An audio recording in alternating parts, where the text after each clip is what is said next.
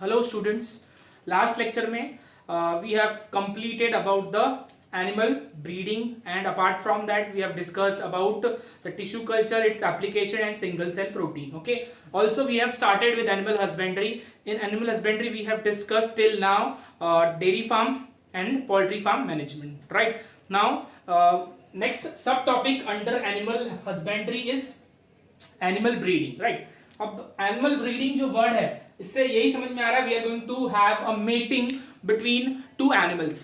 Right, breeding is what, mating between two animals. Right, and what is the significance, क्या significance है animal को mating करवाना या breeding करवाने का. तो दो बहुत ही इंपॉर्टेंट एम है to increase the yield. Right, जो ईल्ड है वो इंक्रीज होगा और सेकेंड चीज क्या होगी, डिजायर्ड क्वालिटी का प्रोडक्ट मिलेगा. राइट, जो प्रोडक्ट है उसकी क्वालिटी बेहतरीन होगी, बहुत ही बढ़िया होगी. राइट, थोड़ा सा लास्ट लेक्चर का रिकॉल करेंगे तो poultry farm management and in the dairy farm management हमने देखा था कि ब्रीड जो सिलेक्शन है वो बहुत इंपॉर्टेंट है. जितना बेहतरीन ब्रीड होगा उतना ही बेहतरीन प्रोडक्ट की क्वालिटी होगी. राइट, सो इसीलिए we are discussing animal breeding because कहीं ना कहीं पूरे एनिमल हस्बेंड्री में सबसे बड़ा रोल जिसका है वो है क्वालिटी ऑफ द ब्रीड. जब क्वालिटी अच्छी होगी तो ऑटोमेटिकली हमको जो प्रोडक्ट की क्वालिटी वो भी अच्छी होगी and will get a good yield, increased in the yield. Okay, now the term breed is related to descent. Okay, descent is nothing but the ancestors या पूर्वज. ब्रीड मतलब related to ancestors. Right, so याद रखना है जैसे अभी हम हैं तो हमारे डिसेंट्स कौन है, हमारे एंसेस्टर्स. राइट, सो ये याद रखना है.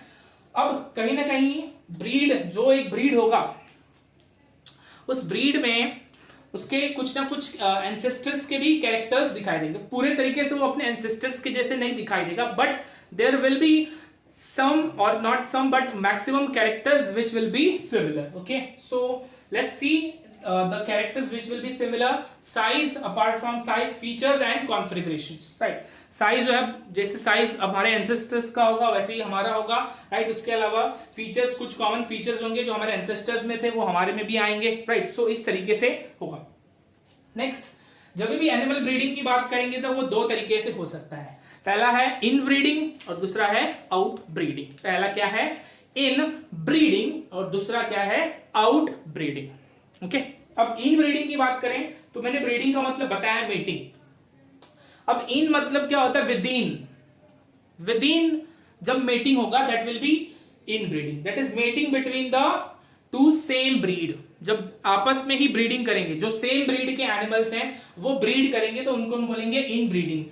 ओके, इसके अलावा सेकंड याद रखना है what is out breeding. What is out breeding, mating between the two different breed. दो अलग अलग ब्रीड के बीच में जब मेटिंग होगा, फर्टिलाइजेशन होगा, that will give rise to outbreeding. That phenomena is known as outbreeding. Out is, यहां पर आउट का मतलब क्या है, out of the box, different breed के साथ जब मेटिंग होता है that will be the outbreeding. Okay, अब थोड़ा हम लोग यहां पर आ जाते हैं. ठीक है, फर्स्ट जो लाइन दी है उस पर आ जाते हैं. तो यहां पर देखो कि मेरे पास एक काव है. राइट, ये जो काव है it is female cow and it is high yielding as well as जो फूड का या जो प्रोडक्ट की क्वालिटी है वो भी बहुत बेहतरीन है. ओके, सो अब क्या करना है मुझे, क्या ये अच्छी क्वालिटी में कुछ चेंज लाना है, ऑलरेडी ये सुपीरियर क्वालिटी है. राइट, तो इसमें चेंज लाने की जरूरत नहीं है. बट यहां पर हम क्या कर सकते हैं, ये जो क्वालिटी है इसको प्रिजर्व कर सकते हैं, कंजर्व करके रख सकते हैं. राइट, अब कंजर्व कैसे करेंगे, कंजर्व ऐसे करेंगे कि ये जैसे ये काव है इसका क्वालिटी क्या है, हाई यील्ड भी है और जो प्रोडक्ट की क्वालिटी वो सेम अच्छी क्वालिटी की. राइट, तो ये फीमेल काव का फीचर क्या है, जो क्वालिटी है वो भी अच्छा प्रोडक्ट की क्वालिटी है एंड हाई यील्डिंग है. तो हम इसी तरीके का एक और मेल काव भी सेलेक्ट करेंगे. राइट, मेल काव में भी सेम फीचर्स होंगे, that is high yielding and product की क्वालिटी भी क्या होगी, बेहतरीन होगी, सुपर्ब होगी. अब इनके बीच में क्या कर देंगे, हम मेट कर देंगे.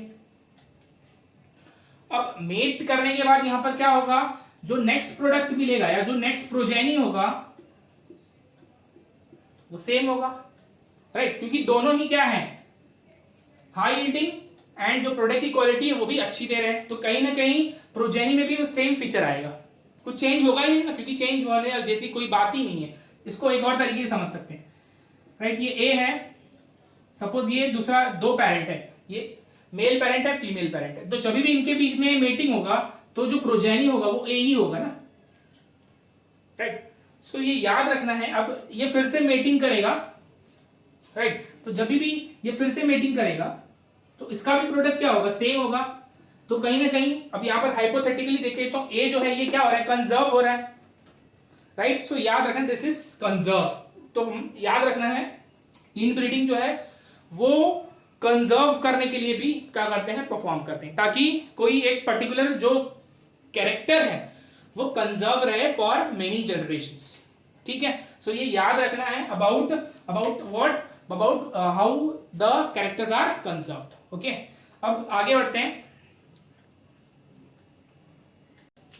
राइट। सो अब एक और टर्म देखते हैं, होमोजाइगस। व्हाट इज होमोजाइगस, ठीक है। आप सभी ने ये वर्ड सुना होगा होमोजाइगस, राइट। मेंडेलियन जेनेटिक्स में ये बहुत फेमस वर्ड है होमोजाइगस, राइट। अब होमोजाइगस के लिए मैं यहां पर कंसीडर कर रहा हूं कैपिटल टी, राइट। अब मेंडेलियन जेनेटिक्स के हिसाब से this denote tallness of the plant, क्या डिनोट कर रहा है, टॉलनेस ऑफ द प्लांट। अब मैं सपोज ये ले रहा हूं कैपिटल टी स्मॉल टी, ये भी क्या डिनोट कर रहा है, tallness of the plant, right. But ये दोनों में फर्क क्या है, ये बेसिकली क्या होता है, हेट्रोजाइगस, ये क्या होता है, हेट्रोजाइगस, राइट। और याद रखना है कि होमोजाइगस ऐसा कंडीशन है जो कि धोखा नहीं देगा। If we are crossing tall plant with a dwarf plant, तो कहीं ना कहीं यहां पर हमको पता है कि हमको यहां पर सारे जो प्लांट्स है वो टॉल ही मिलेंगे, ठीक है, वो चीटिंग नहीं करेगा, पता है। होमोजाइगस कंडीशन है, जब भी होमोजाइगस को हम क्रॉस करेंगे तो हमको पता है कि सारे प्लांट्स टॉल ही मिलेंगे। बट यही हेट्रोजाइगस की बात करें, अगर मैंने हेट्रोजाइगस को डॉर्फ के साथ क्रॉस किया तो यहां पर पॉसिबिलिटी है कि हमको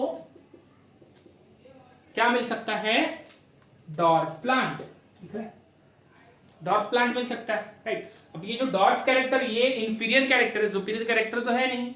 तो याद रखना है कि होमोजाइगस कंडीशन जो है वो बहुत इंपॉर्टेंट है, होमोजाइगस कंडीशन जो है वो बहुत इंपॉर्टेंट कंडीशन है रेदर देन हेट्रोजाइगस। हेट्रोजाइगस जो है वो कभी भी अपनी औकात दिखा सकता है, हमको धोखा दे सकता है, राइट। सो याद रखना है, और ये बहुत इंपॉर्टेंट है कि होमोजाइगस कंडीशन, कोई भी एनिमल या प्लांट के बीच में ब्रीडिंग हो रहा है तो उसमें होमोजाइगस कंडीशन के साथ आगे बढ़ना, आगे उस ब्रीडिंग को परफॉर्म करना बहुत ज्यादा ही इंपॉर्टेंट है।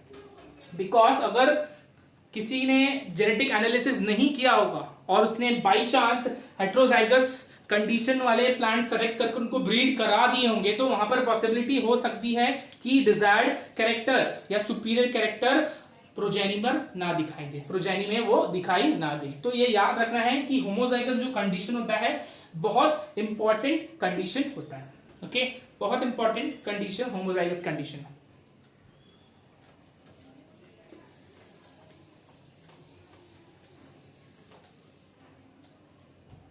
अब नेक्स्ट थोड़ा सा हम आगे बढ़ते हैं, इनब्रीडिंग के बारे में देखते हैं, ठीक है। अब इनब्रीडिंग में मैं जो एनिमल का एग्जांपल लेने वाला हूं वो है डॉग, ठीक है। और डॉग सेलेक्ट करने का रीजन क्या है, बिकॉज इन इंडिया अभी हम देख रहे हैं कि जो पेट ओनरशिप है वो कहीं ना कहीं बढ़ रही है, day by day it is increasing. Pet आजकल सभी लोग अपने घर में रख रहे हैं, और पेट में भी जो सबसे ज्यादा रखे जाते हैं घर पर पेट वो है डॉग। 80% जो पेट हैं किसी के भी घर में वर्ल्ड इन इंडिया पर्टिकुलरली, वो 80% जो पेट है वो डॉग है। इसलिए मैं यहाँ पर डॉग का एग्जांपल ले रहा हूँ, because many of the families will be familiar with the dog, right.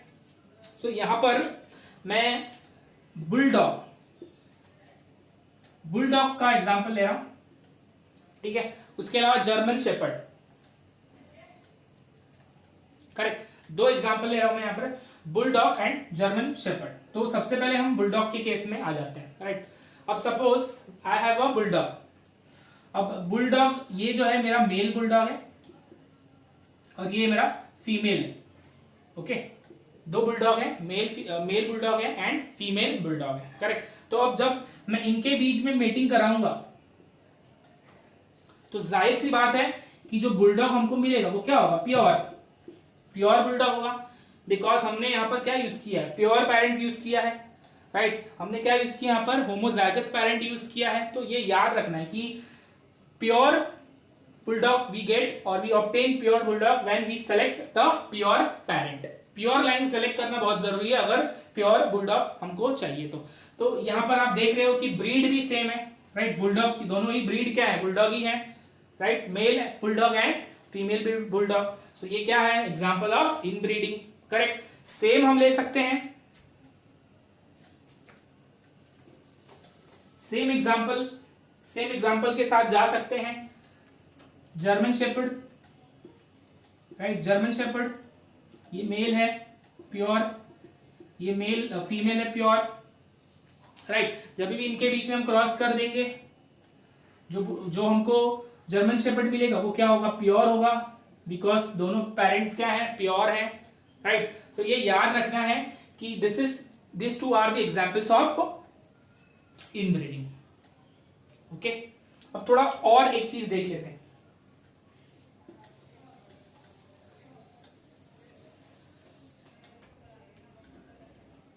Right. अब सपोज मेरा जो मेल है वो जर्मन शेपर्ड है एंड जो फीमेल है वो बुलडॉग है। मेल क्या है, जर्मन शेपर्ड एंड फीमेल क्या है, बुलडॉग, राइट। अब इनके बीच में जब भी मैं मीट करूंगा तो मुझे क्या मिलेगा, मिक्स्ड ब्रीड, मुझको क्या मिलेगा, मिक्स्ड ब्रीड, करेक्ट। देखो जब सेम ब्रीड के बीच में हम मेटिंग कराएंगे तो हमारा जो ब्रीड होगा वो क्या होगा, प्योर। आप लोग ने पेट के शॉप पर कभी विजिट किया होगा तो देखा होगा, शॉपकीपर से बात भी की होगी कि प्योर ब्रीड चाहिए, मिक्स ब्रीड चाहिए, राइट। सो सेम चीज यहाँ पर है, जब भी हम दो सेम ब्रीड के बीच में मेटिंग करवाएंगे, ब्रीडिंग करवाएंगे तो हमारा जो ऑफस्प्रिंग होगा वो क्या होगा, प्योर ब्रीड होगा, करेक्ट। बट जब बात की जाए दो अलग अलग ब्रीड के बीच में तो वहां पर याद रखना है जो हमारा प्रोजेनी होगा वो क्या होगा, mixed breed. Suppose mix breed में ये क्या है, बुलडॉग है। बुलडॉग है का मतलब क्या, इसके जो 90% कैरेक्टर्स है, ये जो प्रोजेनी है इसके जो 90% कैरेक्टर हैं वो किसके जैसे हैं, बुलडॉग, फीमेल के जैसे, राइट। सो ये याद रखना है, ठीक है। सो कहीं ना कहीं ये मिक्स ब्रीड है और किसका है, ये मिक्स ब्रीड बुलडॉग, ठीक है। सो ये कुछ चीजें जो थोड़ा थोड़ा याद रखनी है, बिकॉज अभी ये यही जो है ये कॉन्सेप्ट बिल्ड करेगा आगे, ठीक है। तो अभी हमने देखा कि हमको जब हम दो सेम ब्रीड को मिक्स कर रहे थे या मेटिंग करवा रहे थे तो भी हमको बुलडॉग मिल रहा था, और जब हमने जर्मन शेपर्ड और बुलडॉग को मेटिंग करवाया तभी भी हमको क्या मिला, बुलडॉग, करेक्ट। बट ये दोनों में फर्क क्या था, वो प्योर ब्रीड था और ये क्या है, मिक्स्ड ब्रीड।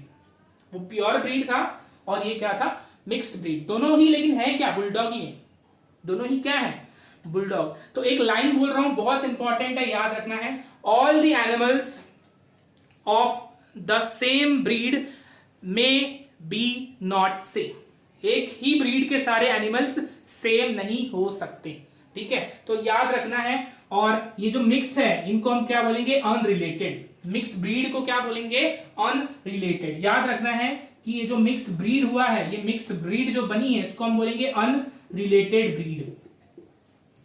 तो याद रखना है कि कोई भी ब्रीड है उसके जो एनिमल्स हैं उनमें सारे सेम नहीं हो सकते हैं, कुछ थोड़े से क्या होंगे, डिफरेंट होंगे। अब वो डिफरेंट होने का रीजन क्या है, because they have been crossed with different type of breed, ठीक है। सेम ब्रीड के होते हैं तो प्योर ब्रीड होते हैं, लेकिन दो डिफरेंट ब्रीड के बीच में क्रॉसिंग हुआ जिसकी वजह से जो ब्रीड है इट इज अनरिलेटेड और मिक्स्ड ब्रीड, ठीक है। सो ये थोड़े बहुत कॉन्सेप्ट्स हैं, बहुत इंपॉर्टेंट है, इसको याद रखना है, ओके। सो अब हम एक्चुअल टॉपिक स्टार्ट करते हैं विद इनब्रीडिंग, राइट। अब इनब्रीडिंग याद रखना है, जैसे कि मैंने बताया, it is mating between the same breed, ठीक है। एक और चीज याद रखना है, जस्ट मैंने अभी बताई हुई है कि जो एक ब्रीड में जितने भी एनिमल्स हैं वो जरूरी नहीं है कि सेम हो, दे मे नॉट बी सेम। ठीक है, उसका अभी मैं एग्जांपल भी देता हूं। अब इनब्रीडिंग याद रखना है, it is mating between superior male and superior female which are identified and mated. अब सुपीरियर मेल जो है होगा बुल, राइट। सो बुल जो है उसके अंदर हम लोग कुछ फीचर्स देखेंगे। पहला फीचर है उसका जो रिप्रोडक्टिव कैपेसिटी है वो बहुत अच्छा होना चाहिए, हाई होना चाहिए, ताकि बहुत सारे प्रोजेनी हमको मिले एक के टाइम पर। उसके अलावा मस्कुलेशन होना चाहिए, right. Right, emasculation is what, basically बहुत ज्यादा उसके मसल्स डेवलप होने चाहिए, ताकि देखा होगा आपने बुलक कार्ट, कहीं ना कहीं वो ट्रांसपोर्टेशन के लिए भी काम में आता है, राइट। सो ये एक फीचर हम मेल में देखेंगे। फीमेल में जो फीचर देखेंगे that is high amount of milk, right, increase in the yield of the milk, right. So दोनों को क्या करेंगे, मेटिंग करवा देंगे। तो यहाँ पर मैंने जो एग्जांपल लिया है, ठीक है, ये तो मैंने एक इनब्रीडिंग के ऊपर जस्ट एक इंट्रोडक्शन वाला पार्ट बताया। अब मैं अगेन डॉग का एग्जांपल लेकर बता रहा हूं फिर से। जर्मन शेपर्ड, ओके, एक तरफ हमारा मेल है, एक तरफ female, okay, this is female, this is male. तो इसके बीच में जब भी फ्यूजन करेंगे तो हमको जो प्रोजेनी मिलेगा मे बी मेल और फीमेल, राइट। फिर से उसके बीच में मेटिंग हुआ, राइट। फिर से हमको ये जो है बेसिकली 4 to 6 जनरेशन तक करना है। कितने जनरेशन तक, 4 to 6 जनरेशन, ताकि हमको क्या मिले, pure lines. What is pure lines, जो जर्मन शेपर्ड है उसके अंदर वो जीन्स छप गए, वो जीन्स जो है उसके अंदर क्या हो चुके हैं, प्रिंट हो चुके हैं। कौन से genes, high productive capacity and lactation in case of you can say cow, okay. पर यहां पर जो भी कैरेक्टर होगा, जो भी यहां पर सुपीरियर मेल का कैरेक्टर होगा, सुपीरियर मेल का कैरेक्टर होगा, सुपीरियर फीमेल का कैरेक्टर होगा, वो 4 to 6 जनरेशन तक जब हम उनको इनब्रीड कराएंगे तो वो जो कैरेक्टर है वो एक जनरेशन में एक प्रोजेनी में क्या हो जाएगा, छप जाएगा, प्रिंट हो जाएगा, and that is known as pure lines. ठीक है, तो याद रखना है प्योर लाइंस। एक और चीज याद रखना है कि इन ब्रीडिंग करने के वजह से we get what condition, homozygous condition. All the recessive genes are eliminated. जो भी रिसेसिव जीन्स हैं जब भी हम इनब्रीडिंग करेंगे तो वो सब क्या हो जाएंगे, एलिमिनेट हो जाएंगे। So will get a very good condition, very good dominant condition, okay. So ये इंपॉर्टेंट है, इसको याद रखना है। अब थोड़ा आगे बढ़ते हैं अबाउट इनब्रीडिंग डिप्रेशन। अब इनब्रीडिंग डिप्रेशन मतलब याद रखना है, जैसे अभी हम ये बहुत सारे जनरेशन तक इसका ब्रीडिंग करवा रहे हैं तो हमको pure lines at the end मिल रहा है 4 to 6 जनरेशन के बाद, ठीक है। सपोज ये है, ठीक है, ये इसका प्योर लाइन है, बट इसके बाद हमने और ज्यादा टाइम तक इसको ब्रीडिंग किया, और ज्यादा टाइम तक इसका इनब्रीडिंग कराया, तो याद रखना एक कंडीशन आएगा कि एक ऐसा सिचुएशन आएगा जहां पर जो प्रोडक्टिविटी और फर्टिलिटी है वो क्या हो जाएगी, कम हो जाएगी, डिप्रेस्ड हो जाएगी, डिप्रेस हो जाएगी। That will B inbreeding depression, depressed हो जाएगी, कम हो जाएगी। क्या कम होगी, प्रोडक्टिविटी एंड फर्टिलिटी, ठीक है। तो ये इंपॉर्टेंट है, इसको याद रखना है। सिंपल है इनब्रीडिंग याद रखना है, mating between the two same breed, दो सेम ब्रीड के बीच में होगा। एक ब्रीड होगा मेल, दूसरा ब्रीड होगा फीमेल, बहुत सिंपल है। और उनसे जो हमको प्रोजेनी मिलेगा, याद रखना है कि अगर इन ब्रीडिंग में हम जो ब्रीडिंग करवा रहे हैं सेम ब्रीड के बीच में, वहां पर जो प्रोजेनी होगा वो क्या होगा, प्योर ब्रीड का होगा। प्योर ब्रीड बहुत इंपॉर्टेंट है, प्योर ब्रीड जो हमको प्रोजेनी मिलेगा वो क्या होगा, प्योर ब्रीड। क्या मिलेगा, प्योर ब्रीड, याद रखना इसको, ओके। नेक्स्ट टॉपिक है आउट ब्रीडिंग, ठीक है। इन ब्रीडिंग उम्मीद कर रहा हूं समझ में आ गया होगा, काफी टाइम लग गया उसमें, सो बहुत इंपॉर्टेंट टॉपिक था एनीवेज वो, सो टाइम लगने की कोई दिक्कत नहीं है। आउट ब्रीडिंग याद रखना है, आउट यहां पर वर्ड है आउट ऑफ द बॉक्स, जो कि मैंने ऑलरेडी बताया हुआ है। आउट ऑफ द बॉक्स या फिर बोल सकते हैं डिफरेंट। सो याद रखना है, out breeding is the breeding between the two unrelated species of same breed, जिसको बोलेंगे आउट क्रॉसिंग, और between the two different breed, जिसको बोलेंगे cross breeding. Between the two different breed तो उसको बोलेंगे क्रॉस ब्रीडिंग। और थर्ड है between the two different species, उसको बोलेंगे inter specific hybridisation, okay. So ये याद रखना है, तीन टाइप का आउटब्रीडिंग है? बेसिकली सबसे पहले तो याद रखना कि outbreeding is the breeding between the two unrelated species of the same breed, और it can be between the two different breeds or between the two different species. Okay, तो सबसे पहले हम डिस्कस करते हैं आउट क्रॉसिंग। अब यहां पर आउट ब्रीडिंग और आउट क्रॉसिंग में फर्क समझो, ठीक है। आउट ब्रीडिंग मतलब डिफरेंट ब्रीड के बीच में ब्रीडिंग, और आउट क्रॉसिंग, यहां पर आउट क्रॉसिंग याद रखना कि between unrelated, it is between unrelated but they will be of same breed. Breed जो है याद रखना है वो सेम होगा, सेम ब्रीड। ओके, ठीक है। अब हम थोड़ा देखते हैं। अब ये एक जनरेशन चला आ रहा है, ये एक जनरेशन चला आ रहा है, लीनिएज दिया है मैंने यहां पर जनरेशन का। अगेन डॉग का एग्जांपल लिया है, ठीक है। ये जो है जर्मन शेपर्ड है, right. Male and superior female German shepherd है, ठीक है। तो मैं इसको यहां पर मेंशन कर दे रहा हूं, ये है फीमेल और ये है मेल, राइट। सेम ब्रीड है, इन ब्रीडिंग किया, करेक्ट। अब ये इन ब्रीडिंग हुआ है, लगातार हुआ है 4 से 6 जनरेशन तक के लिए। अब जिसके वजह से क्या क्रिएट होगा, प्योर लाइन्स, राइट। तो ये हमारा प्योर लाइन बन गया। अब उस तरफ देखते हैं, उस तरफ भी सेम चीज दिख रहा है, ठीक है। सेम चीज है, मेल एंड फीमेल दिख रहा है क्लियरली। इनमें भी क्रॉस हुआ, बट यहां पर बीच में आकर क्या हुआ कि ये जो प्रोजेनी था जर्मन शेपर्ड का, उसने बुलडॉग के साथ गलती से क्या किया, क्रॉस कर लिया। किसके साथ क्रॉस कर लिया है, बुलडॉग। सभी को दिख रहा होगा यहाँ पर बुलडॉग, राइट। तो ये बुलडॉग के साथ जब क्रॉस किया तो यहां पर जो मिला है वो क्या है, मिक्स्ड हाइब्रिड है, या फिर बोल सकते हैं मिक्स्ड ब्रीड है। अब ये जो मिक्स्ड ब्रीड है उसमें सपोज यहाँ पर 80% जो जीन्स है वो किसके हैं, जर्मन शेपर्ड के हैं। तो कहीं ना कहीं वो मेजर जो कैरेक्टर है वो जर्मन शेपर्ड का है, राइट। सो ये मिक्स्ड ब्रीड है, और ये क्या है, प्योर ब्रीड है, दैट मीन्स प्योर लाइन है। ये प्योर ब्रीड है या फिर प्योर लाइन है दोनों किसके स्पीशीज, जर्मन शेपर्ड। तो दोनों ही जर्मन शेपर्ड है, राइट। ब्रीड सेम है, ब्रीड क्या है, जर्मन शेपर्ड की ब्रीड है, बट स्पीशीज क्या है, अलग अलग है। इसलिए मैंने एक स्टेटमेंट बोला था कि all the animals of the same breed are not same, okay, they may be different. तो याद रखना, ये एग्जाम्पल बहुत अच्छा एग्जाम्पल मैंने यहां पर लिखा हुआ है, ठीक है। अब क्या होगा कि देखो ये जो है इनब्रीडिंग लगातार कर रहा है, करेक्ट। तो कहीं ना कहीं क्या होगा, इनब्रीडिंग डिप्रेशन आ जाएगा, राइट। इनब्रीडिंग डिप्रेशन आ जाएगा, इसका मतलब क्या, कहीं ना कहीं इसका प्रोडक्टिविटी कम हो जाएगा, डिप्रेस हो जाएगा, फर्टिलिटी भी डिप्रेस हो जाएगा। तो उसके लिए क्या करते हैं, उसके लिए क्या करते हैं, इस प्योर लाइन का जो क्रॉस है, सपोज ये है फीमेल और ये जो मिक्स्ड ब्रीड मिला है वो है मेल, तो इनके बीच में क्या करेंगे, क्रॉस करा देंगे। अब जो क्रॉस करने से हमको मिला है प्रोजेनी, वो उसको हम बोलेंगे आउट क्रॉस। ये जो प्रोजेनी मिला है ये क्या है, आउट क्रॉस, ठीक है। अब यहां पर याद रखना है कि इसके और इसके दोनों के एंसेस्टर्स कॉमन नहीं है। इसके दादाजी अलग है, इसके दादाजी अलग है,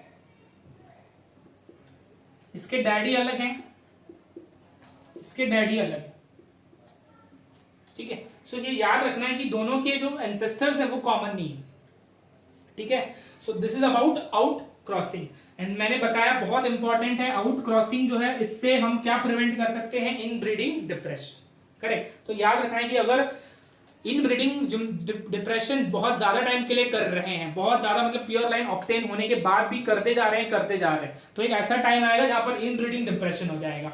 तो उस इन ब्रीडिंग डिप्रेशन को प्रिवेंट करने के लिए we do outcross. Outcross में क्या होगा, जो मिक्स्ड ब्रीड है उसको किसके साथ हम क्रॉस कर देंगे, प्योर ब्रीड।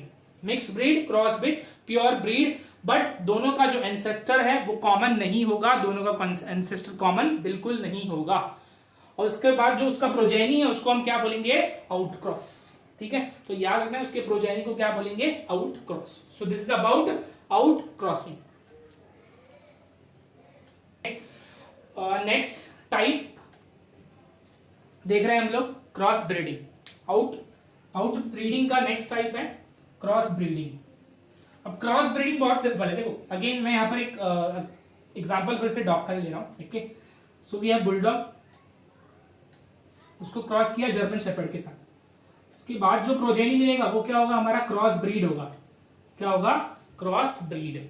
ठीक है, तो याद रखना क्रॉस ब्रीडिंग में क्या होता है, सुपीरियर मेल को क्रॉस करते हैं सुपीरियर फीमेल के साथ with their desired qualities.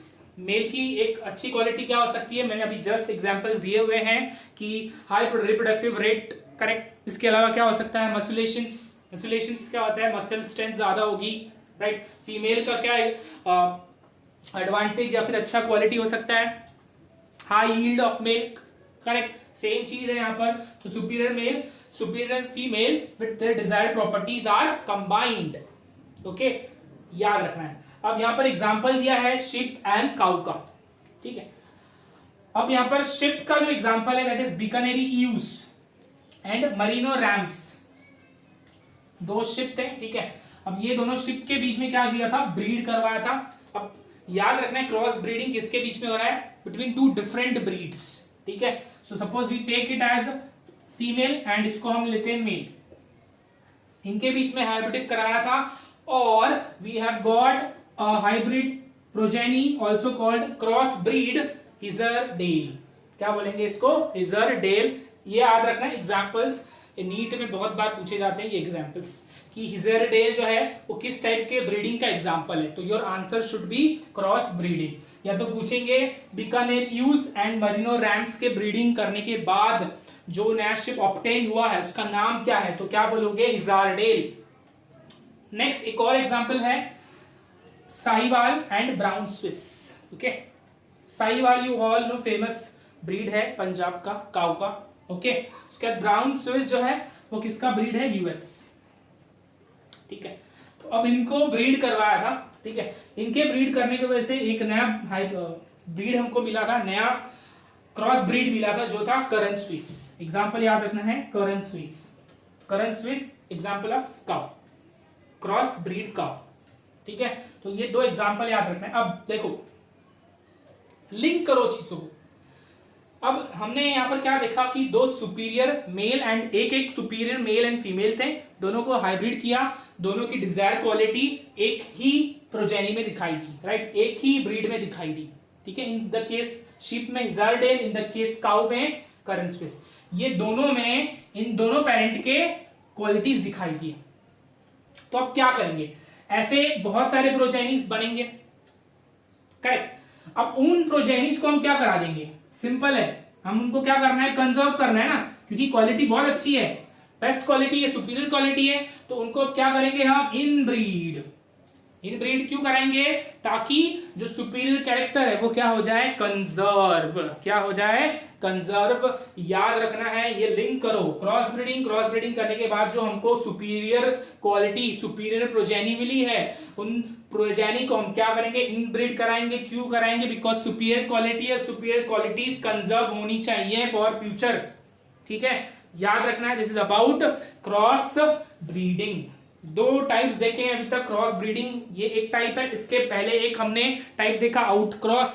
Out cross याद रखना है, between the unrelated species of same breed, unrelated species of same breed, दोनों के एंसेस्टर्स अलग अलग होंगे। ओके, अभी नेक्स्ट है थर्ड टाइप, इंटरस्पेसिफिक हाइब्रिडाइजेशन, ठीक है। अब इंटरस्पेसिफिक हाइब्रिडाइजेशन याद रखना है कि between two different species, specific here species, ठीक है। Inter means outside, right, intra means अंदर, इंटर मीन्स आउटसाइड बेसिकली, ठीक है। सो यहाँ पर दो डिफरेंट स्पीशीज के बीच में होगा हाइब्रिडाइजेशन, ठीक है। एग्जाम्पल आपने सुना ही होगा म्यूल, राइट। म्यूल जो है it is obtained by fusion between donkey and horse, ठीक है। डोंकी और हॉर्स के बीच में मेटिंग किया था, ब्रीडिंग कराया था और उससे म्यूल ऑब्टेन किया था। इसके अलावा एक और एग्जांपल आप ले सकते हैं टाइगर एंड लायन, ठीक है। अब स्पीशीज डिफरेंट का मतलब ये नहीं है कि हम टाइगर को मेट करा दें डियर के साथ, ये नहीं होगा, दिस इज नॉट करेक्ट, ठीक है। ये नहीं होगा कि टाइगर जो है उसको मेट करा दिया, टाइगर को मेट करा दिया विथ द डियर, ठीक है। क्लोजली रिलेटेड स्पीशीज होने चाहिए। सो यहाँ पे डोंकी एंड हॉर्स से म्यूल मिला, टाइगर लायन से लाइगर, ठीक है। अब याद रखना है कि ये जो भी ऑफस्प्रिंग या प्रोजेनी बनते हैं, इनके अंदर डिजायर्ड कैरेक्टर्स आ भी सकते हैं और नहीं भी आ सकते, ठीक है। सो कहीं ना कहीं याद रखना है कि ये क्यों होता है, बिकॉज ये जो नेचर है ये नेचर के अगेंस्ट है। आप सभी ने अर्नेस्ट मेयर का नाम सुना होगा, ठीक है। Living world 11th NCERT biology living world जो है वो चैप्टर शुरू होने से पहले एक पेज दिया है, उस पेज में अर्नेस्ट मेयर के बारे में इंफॉर्मेशन दी हुई है, ठीक है। तो उसमें उसने बताया है बायोलॉजिकल कॉन्सेप्ट ऑफ स्पीशीज बताया, जिसमें ये चीज बताई है कि it is against the nature, इसीलिए ये सारे एक्सपेरिमेंट कहीं ना कहीं पूरे तरीके से सक्सेसफुल नहीं होते, ठीक है। बट ऑल्दो इनका कहीं ना कहीं यूज किया जा सकता है। और आप सभी को पता है कि reproduction is not a defining feature of living organism, because सारे लिविंग ऑर्गेनिज्म रिप्रोडक्शन नहीं कर पाते, करेक्ट। सो ये याद रखना है, this is about inter specific hybridization. Specific is related to species, और याद रखना है स्पीशीज जो है पूरे ही अलग नहीं होंगे, such as tiger crossing with deer, it should be closely related, okay. Example याद रख, ओके। अब नेक्स्ट टॉपिक है controlled breeding methods, okay. One of the topics of controlled breeding method is artificial insemination, ठीक है। देखो अब ये जो टॉपिक है कंट्रोल्ड ब्रीडिंग मेथड, इसमें हम लोग बहुत सिंपल टॉपिक्स पढ़ेंगे। अगर आप सभी को कुछ वर्ड्स के बारे में पता है, उनकी मीनिंग्स आपको पता है, ठीक है, बहुत सिंपल है। इंसेमिनेशन मतलब क्या होता है? Insertion of semen into the female reproductive tract. What is insemination? Insertion of semen into the female reproductive tract in a artificial mode. Artificial mode मतलब यहां पर हम नेचुरल मेथड नहीं यूज कर रहे, that is there is no involvement of male reproductive tract. Male reproductive tract का यहां पर काम नहीं है, इट इज डन आर्टिफिशियली। सिर्फ सीमेन जो है उसको इंजेक्ट या फिर इंसर्ट किया जाएगा, ठीक है। तो याद रखना है कि semen is collected from the parents. जो पेरेंट को हमने मेल एज अ सेलेक्ट किया है उसका सीमेन हम कलेक्ट करेंगे। कलेक्ट करने के बाद with the help of needle और any instrument that is used in artificial insemination, उसको इस्तेमाल करके हम क्या करेंगे, जो सीमेन है उसको इंजेक्ट या इंसर्ट करेंगे into the female reproductive track, correct. ये याद रखना। उसको तुरंत यूज कर सकते हैं, करेक्ट। तुरंत ना यूज करके उसको हम फ्रोजन करके भी रख सकते हैं इन liquid nitrogen eight -196 degree Celsius, ठीक है। इसको बोलते हैं क्रायो प्रिजर्वेशन। इसको क्या बोलेंगे? क्रायो प्रिजर्वेशन, ठीक है। What is cryopreservation? Frozen या फिर स्टोर करके रखेंगे हम सीमेन को at -196 degree Celsius in liquid nitrogen, okay. या तो उसको इमीडिएटली यूज कर सकते हैं या तो बाद में। अब जब भी इसको हम इस हाई टेम्परेचर पे रखेंगे तो क्या होगा कि जो एंजाइम्स है सीमेन के वो सारे क्या हो जाएंगे? डीएक्टिवेट हो जाएंगे, तो कहीं ना कहीं काम नहीं करेंगे, राइट। और फिर से जैसे ही उनको हमने उस लिक्विड नाइट्रोजन से निकाल कर फिर से उसको इस्तेमाल किया तो फिर से एक नॉर्मल टेम्परेचर आ जाएगा, कहीं ना कहीं वो काम करेंगे। क्योंकि सभी को मालूम है एंजाइम्स जो है कहीं ना कहीं they are sensitive to high temperature, right. They are sensitive to high temperature, तो कहीं ना कहीं यहाँ पर भी वो सेम चीज अप्लाई होगा। याद रखना है कि यह बहुत इंपॉर्टेंट है आर्टिफिशियल इंसेमिनेशन। एग्जाम्पल देखते हैं। देखो अभी मैंने क्रॉस ब्रीडिंग कराया था तो वहां पर ये एग्जाम्पल आपने देखा ही था, राइट। सो ये क्रॉस ब्रीडिंग का जो एग्जाम्पल था, याद रखना है कि ब्राउन स्विस को यूएस से नहीं मंगाया गया था, ठीक है। ब्राउन स्विस को यूएस से नहीं मंगाया गया था कि उसको प्लेन में डालकर उसको लेकर आया जाए, ठीक है। तो याद रखना है कि ब्राउन स्विस का सीमेन आया था, ठीक है, सीमेन को लाया गया था, right. So in this case brown Swiss जो है वो मेल है फ्रॉम यूएस, और साहिवाल जो है फीमेल साहिवाल जो है उसके रिप्रोडक्टिव ट्रैक के अंदर ब्राउन स्विस का जो सीमेन है उसको क्या किया था, इंसर्ट किया था, और उसके बाद there were further developmental stages जिसके वजह से there were formation of current Swiss. ठीक है, ये याद रखना है। अब आर्टिफिशियल इंसेमिनेशन जो है इसका कुछ एडवांटेज है, राइट। अब देखो ब्राउन स्विस का जो सीमेन लाया गया था वो सीमेन जो है कहीं ना कहीं सफिशिएंट अमाउंट में था, राइट। सफिशिएंट मतलब कुछ अमाउंट में लाया गया था उसको, करेक्ट। अब उसमें से क्या किया, कुछ यूज कर लिया for this technique artificial insemination, बाकी को क्या किया, स्टोर करके रखा फ्रोजन फॉर्म में, करेक्ट। अब फ्रोजन फॉर्म में क्यों रखा, बिकॉज फिर से उसको इस्तेमाल कर सके, बिकॉज हर बार हम थोड़ी ना मंगा सकते हैं कि हर बार वहां पर ऑर्डर दिया जाए कि भाई हमको सीमेंट की जरूरत है भिजवा दीजिए, राइट, नहीं कर सकते ये। तो याद रखना है कि आर्टिफिशियल इंसेमिनेशन से क्या हो सकता है, हम लोग कंटिन्यूसली फटाफट बहुत ज्यादा क्या करा सकते हैं, रिप्रोडक्शन और मेटिंग। ठीक है, याद रखना है ये बात। तो this is about artificial insemination where the semen is inserted into the female reproductive tract is with help of artificial method. इसमें एग्जांपल याद रखना है कि ब्राउन स्विस जो है उसके सीमेन को इंसर्ट किया था इनटू द साहिवाल, ठीक है, विच उसके वजह से एक नया प्रोजेनी मिला था, दैट वाज करंट स्विस। ये किसके एग्जांपल्स हैं, काउ। याद रखना है जो बचा हुआ सीमेन है उसको या तो डिस्पोज नहीं किया जाता है, याद रखना है उसको प्रिजर्व किया जाता है, and the technique is cryopreservation which is nothing but freezing at -196 degree Celsius in liquid nitrogen. ठीक है, ये याद रखना है। Okay, so next topic under controlled breeding method is MOET, that is multiple ovulation embryo transfer technique. Multiple ovulation embryo transfer technique. अब ovulation क्या होता है कि ability to form egg in the female reproductive tract, that is ovulation. ठीक है, अब हम human female की बात करें तो पता होता है कि ये जो मेंस्ट्रुअल साइकिल है 28 डेज का साइकिल होता है और 14th डे पर ओव्यूलेशन होता है, दैट मींस एग प्रोड्यूस होता है, करेक्ट। सेम फीमेल एनिमल्स के साथ भी होगा, okay. In this case Sahiwal का हम एग्जांपल ले रहे हैं, राइट। तो साहिवाल के अंदर ओव्यूलेशन हो रहा है, करेक्ट।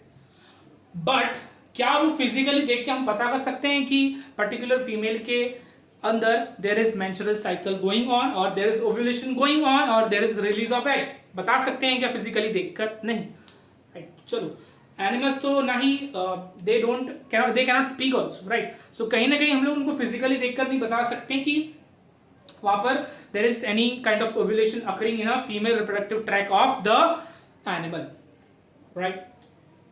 सो यहां पर मैंने ये चीज क्यों बताई, आर्टिफिशियल इंसेमिनेशन। अब आर्टिफिशियल इंसेमिनेशन में एक ड्रॉबैक होगा, ये होगा कि पूरे 28 डेज में एक ही बार एग रिलीज होगा फीमेल रिप्रोडक्टिव ट्रैक में। अब वो कब होगा ये पता नहीं है, ये पता नहीं है, राइट। सो जब भी सीमेन को इंसर्ट किया जाएगा आर्टिफिशियल इंसेमिनेशन के मेथड से, तो देयर आर चांसेस कि जो सीमेन है वो वेस्ट चला जाए। दैट मीन्स जब सीमेन को इंसर्ट किया जा रहा है उस टाइम पर ओव्यूलेशन या फिर एग रिलीज ही ना हुआ हो, तो वहां पर क्या हो सकता है, आर्टिफिशियल इंसेमिनेशन हमारा अनसक्सेसफुल या फेल हो सकता है, बिकॉज एक पूरे मंथ में 28 डेज में एक ही बार एग रिलीज हो रहा है, और कब हो रहा है उसका कुछ भी अंदाजा नहीं in case of animals. So in order to overcome this problem there was a technique developed, multiple ovulation. समझ में आ रहा है सभी को? मल्टीपल टाइम ओव्यूलेशन मतलब बहुत ज्यादा एग रिलीज होगा इन केस ऑफ एनिमल्स। बार बार बोल रहा हूं in the case of animals, because हम यहाँ पर एनिमल ब्रीडिंग की बात करें, not human breeding. So multiple ovulation मतलब मल्टीपल एग रिलीज होगा, मतलब एक से ज्यादा एग रिलीज होगा, राइट। उसके बाद क्या कर दिया जाएगा, एग रिलीज हो रहा है, रिलीज होने के बाद क्या होगा, सपोज 10 एग रिलीज हो रहा है, 8 एग रिलीज हो रहा है, कहीं ना कहीं याद रखना है 10 बार रिलीज हो रहा है एग, 8 बार रिलीज हो रहा है, तो उस केस में क्या होगा, सीमेन के साथ उसका जो फ्यूजन है उसकी प्रोबेबिलिटी बढ़ जाएगी, करेक्ट, जिसके वजह से अगर सीमेन और स्पर्म का फ्यूजन हो गया एग के साथ, so there will be a formation of a zygote. अब जाइगोट और ज्यादा जाकर मल्टीप्लाई करेगा, माइटोसिस करेगा and it will give rise to embryo. फिर वो एम्ब्रियो क्या करेंगे, उसको ट्रांसफर करेंगे। Okay, let's see the technique. अब सबसे पहले देखो ओव्यूलेशन कैसे बढ़ाया जाएगा। ओव्यूलेशन जो है it is induced by giving hormonal injections of the hormones called FSH in animals, female animals. okay, तो follicle stimulating hormones जो है उसके injections administered किए जाते हैं in the cup। इसके वजह से क्या होगा, it causes follicle maturations। जो follicles हैं female reproductive tract में वो क्या होंगे, mature होना start करेंगे and they will burst and give out egg, they will release egg in the case। okay, वो नॉर्मल फॉलिकल जो है स्टिमुलेट होते ही है, नेचुरली भी होते हैं, बट इन द केस एक ही एग रिलीज होगा। बट यहाँ पे जब ये हार्मोन एक्स्ट्रा इंड्यूस किया जाएगा, एडमिनिस्ट्रेट किया जाएगा, तो यहाँ पर जो फॉलिकल स्टिमुलेटिंग हार्मोन है उसके वजह से जो फॉलिकल का मैच्योरेशन है वो बहुत ज्यादा होगा एंड दिस टाइम बहुत ज्यादा एग रिलीज होगा and this is known as super ovulation. बहुत ज्यादा, एक साइकिल 28 डेज में 6 to 8 एग्स रिलीज होंगे in the case of female animal का। इसका मतलब क्या, प्रोबेबिलिटी बढ़ जाएगी, राइट। सो उसके बाद क्या कर सकते हैं, इसको हम मेट कर सकते हैं विद डिजायर्ड और सेलेक्टेड पेरेंट बुल, या फिर इसका क्या कर सकते हैं, आर्टिफिशियल इंसेमिनेशन। दोनों केस में दोनों चीजें कर सकते हैं, ठीक है। नेचुरली भी हम इसको रिप्रोडक्शन में इंट्रोड्यूस करवा सकते हैं एंड आर्टिफिशियली इंसेमिनेशन भी करवा सकते हैं, बुल का हेल्प लेके हम नेचुरली करवाएंगे, राइट। अब इसके बाद क्या होगा, एम्ब्रियो बनेगा। एम्ब्रियो कितने स्टेज का होगा, सबसे पहले एक, सभी को पता है कि जाइगोट जो है it is single cell, right. उसके बाद 1 से 2 सेल्स बनेंगे, फिर 2 से 4, फिर 4 से 8, राइट, 8 से 16, 16 से 32, करेक्ट। तो याद रखना है कि जैसे ही ये 8 to 32 के स्टेज में आएंगे, तो याद रखना है कि बिटवीन 8 and 32 के स्टेज में हम वो एम्ब्रियो को बाहर निकाल लेंगे नॉन सर्जिकली। बहुत इंपॉर्टेंट टर्म है, नॉन सर्जिकली। ऑपरेशन नहीं होगी, सर्जरी नहीं होगी, बिना सर्जरी के जो एम्ब्रियो है between the 8 cell stage and 32 cell stage उसको बाहर निकाल लेंगे और कहां इंट्रोड्यूस करवा देंगे, सैरोगेट मदर। किसमें इंट्रोड्यूस करवा देंगे, सैरोगेट मदर, ठीक है।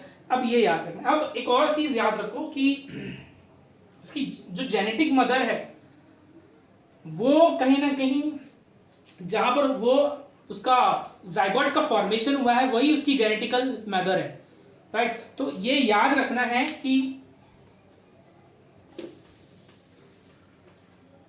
राइट, सो सपोज ये मेल पेरेंट है और ये फीमेल पेरेंट है, ठीक है। तो इनके बीच में क्या हुआ है, फर्टिलाइजेशन हुआ है, जिसकी वजह से क्या बना है, जाइगोट। अब जाइगोट क्या करेगा, मल्टीप्लाई कर रहा है। अब 8 to 32 सेल स्टेज में आ रहा है, राइट। उसके बाद क्या किया जा रहा है, इसको ट्रांसफर कर रहे हैं, राइट। कहां ट्रांसफर कर रहे हैं, into the surrogate mother, correct. तो याद रखना है कि half the chromosome is contributed by female and half the chromosome is contributed by male, correct. तो कहीं ना कहीं ये क्या है, इसकी जेनेटिकली मदर है, जेनेटिकल मदर है। तो याद रखना है कि मेल और फीमेल के ही कैरेक्टर दिखाई देंगे एम्ब्रियो में, जो कि सैरोगेट मदर में ग्रो हो रहा है, डेवलप हो रहा है। ये याद रखना है कि सैरोगेट मदर के कोई कैरेक्टर नहीं आएंगे, ऑल्दो वो उस सैरोगेट मदर के यूट्रस में या वूम में डेवलप हो रहा है, दैट डजंट मीन्स कि उसके कैरेक्टर्स आएंगे, सैरोगेट मदर के कैरेक्टर्स आएंगे। जो भी कैरेक्टर्स होंगे that will B from the male and female partner जिन्होंने जाइगोट फॉर्म किया है, इसको याद रखना है। अब एमओईटी से कौन से एनिमल्स पर यूज किया गया है, ship, rabbit, buffaloes etcetera, okay. उसके अलावा देखो अभी यहां पर एग्जाम्पल दिया है कि हाई मिल्क यील्डिंग जो ब्रीड था फीमेल का, और हाई क्वालिटी लीन मीट मतलब meat without lipid, okay, meat without lipid. तो याद रखना है कि फीमेल जो है it was giving high milk content, and जो मेल था उसके पास जो मीट की क्वालिटी थी वो बहुत अच्छी थी, इट वाज विदाउट फैट और लिपिड, ठीक है।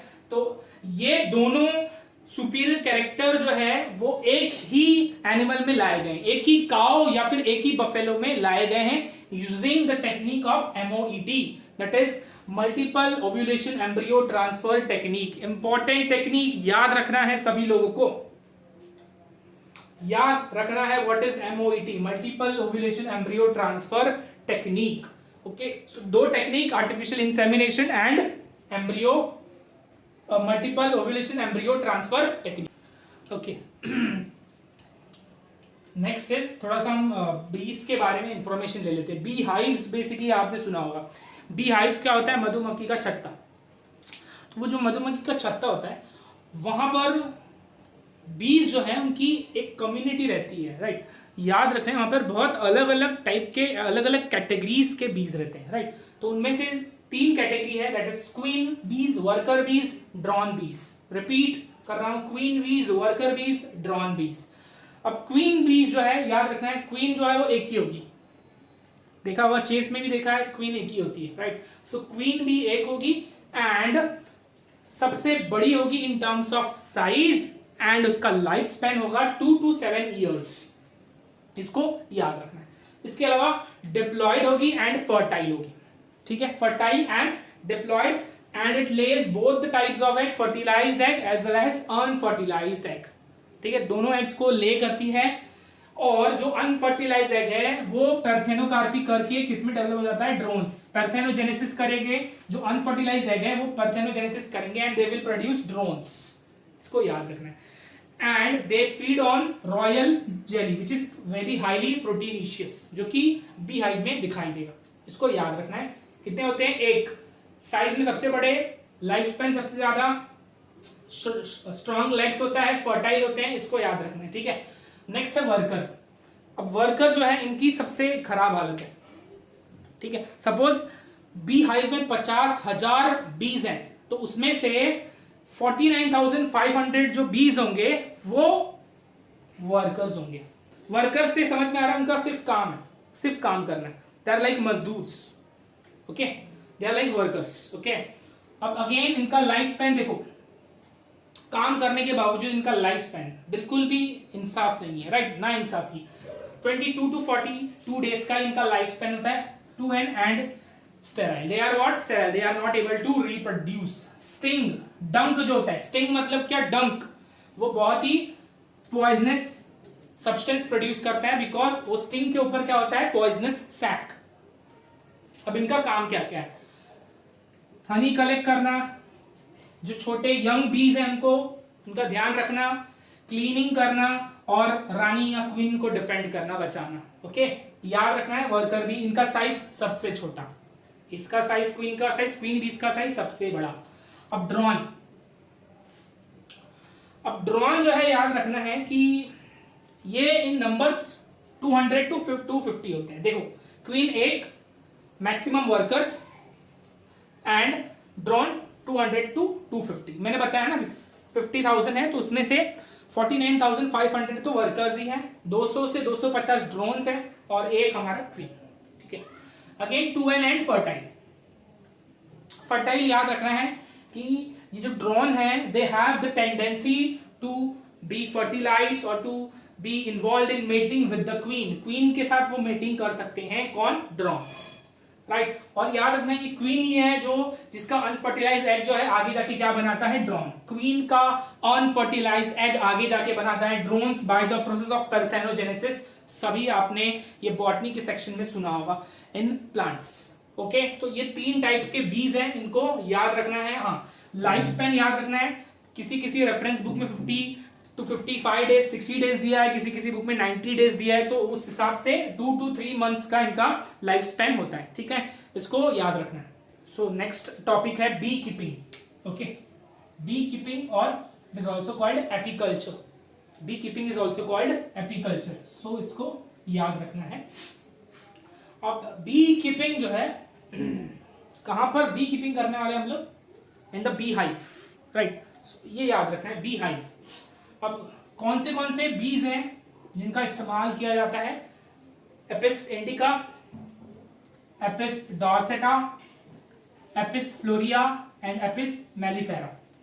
ठीक है, ये 4 टाइप्स हैं जिनका यूज होता है इन बी कीपिंग और एपीकल्चर। उनमें से सबसे फेमस इंडिया में सबसे फेमस, सबसे कॉमन है एपिस इंडिका।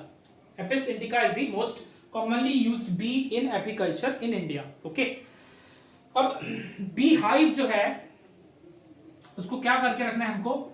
मेंटेन। अब मेंटेन क्यों करके रखना है? बिकॉज कहीं ना कहीं उस बी हाइव से हमको कुछ प्रोडक्ट मिलता है, और वो प्रोडक्ट क्या होता है?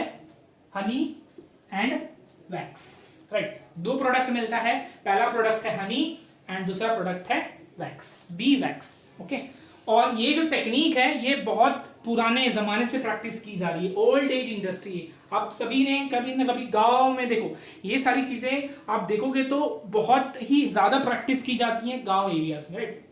गांव एरियाज में आप सभी ने देखा होगा, इनफैक्ट मैंने भी एक बार ये चीज की है जब मैं गांव में था। ठीक है, चाइल्डहुड की टाइम की बात थी, तो उस टाइम पर हमारे घर पर भी मधुमक्खी का छत्ता था। तो उसको बेसिकली क्या किया जाता है कि अपने हाथ में केरोसिन लगा देते हैं। ओके, मतलब जब भी हमको हनी बी जो निकालना है, बी हाइव से हमको हनी एक्सट्रैक्ट करना है, तो क्या करते हैं कि अपने हाथ में केरोसिन जो है उसको लगा के, उसके बाद एक बोल सकते हैं, एक हम लोग स्टिक लेते हैं, और स्टिक के ऊपर क्या करते हैं, कपड़ा जो है, क्लोथ्स, उसको टाई करते हैं और उसको बर्न कर देते हैं, आग लगा देते हैं। अब वो जो स्टिक है जिसको बर्न किया हुआ है उसको लेकर जाते हैं नजदीक, पास लेके जाते हैं टू द बी हाइव। अब जिसके वजह से, इसके वजह से क्या होगा, या तो वो वहां के बीज सब माइग्रेट कर जाएंगे, वहां से चले जाएंगे, या फिर वहां पर मर जाएंगे, राइट। तो इस तरीके से हनी इसको एक्सट्रैक्ट किया जाता है। Okay, let's come over here. Old age industry है, बहुत पुराने जमाने से इसको प्रैक्टिस की जा रही है। इसको आप बहुत अच्छे तरीके से अगर प्रैक्टिस की करो तो कहीं ना कहीं बहुत ज़्यादा प्रॉफिट है इस इंडस्ट्री से।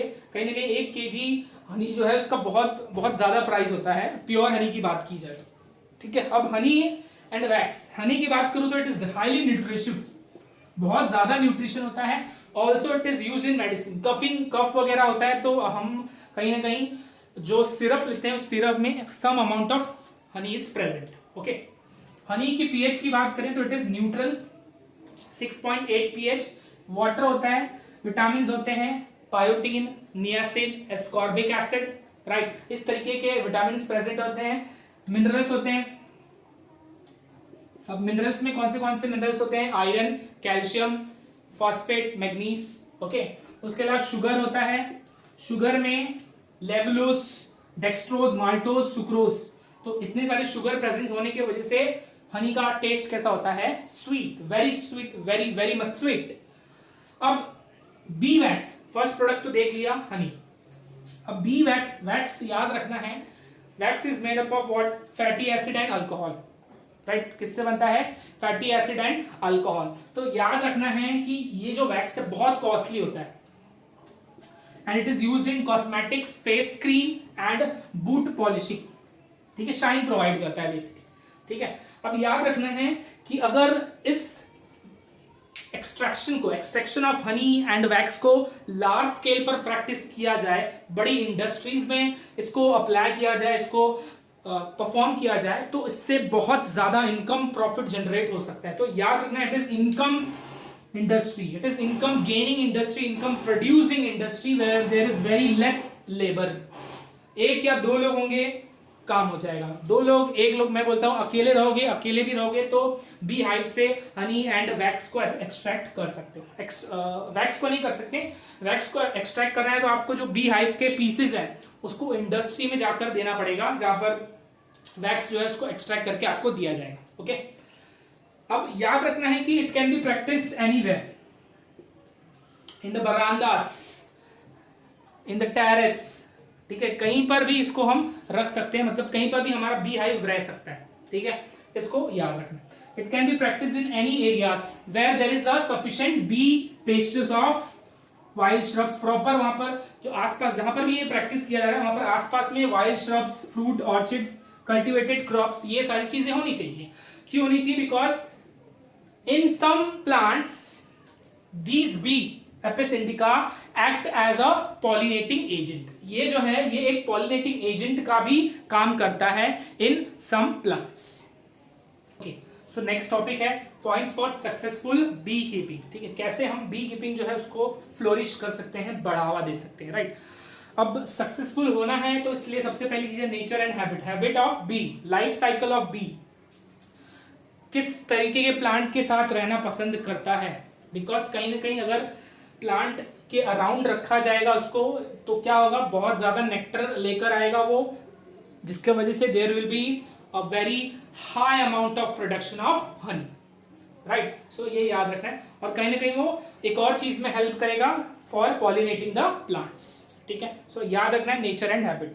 अब लोकेशन की बात करें तो लोकेशन आप अपने टेरेस पर रख सकते हैं, अपने वरांडास में रख सकते हैं, नियर टू द प्लांट्स रख सकते हैं. So that depends upon the view. Okay, next है कैचिंग एंड हाइविंग ऑफ स्वॉर्म्स. स्वॉर्म्स क्या होता है? ग्रुप ऑफ बीज. Group of bees are called स्वॉर्म्स. सो याद रखना है व्हाट आर स्वॉर्म्स? ग्रुप ऑफ बीज. ठीक है, सो उनको कैच करना है, उनको हाइव करना है, उनको उनके जो आर्टिफिशियली मैनमेड जो घर है बीज के लिए उनमें उनको रखना है. राइट, उसके बाद management during season. Management during season मतलब बारिश का सीजन है तो कहीं ना कहीं उनको प्रॉपर मैनेज किया जाए ताकि वो भीगे ना, या जो उनका मधु बी हाइव है उसको कोई डैमेज ना हो. राइट, सो रेनी सीजन है, कोई भी सीजन है तो वहां पर प्रॉपर मैनेजमेंट होना चाहिए. ठीक है, ये याद रखना है. तो लास्ट चीज है कि कौन से प्लांट्स को जनरली बीज या फिर एपिस इंडिका पॉलिनेट करता है. Sunflower, brassica, apple, pear. Okay, sunflower, brassica, apple and pear, ये 4 प्लांट्स हैं जिनको ये पॉलिनेट करता है. This is about apiculture in detail which is also called bee keeping. Okay, याद रखना है इसको. एंड आई एम एक्सपेक्टिंग कि आज जितना भी टॉपिक पढ़ा है वो सब क्लियर होगा. And if you have any doubt you can comment और contact me. Okay, thank you.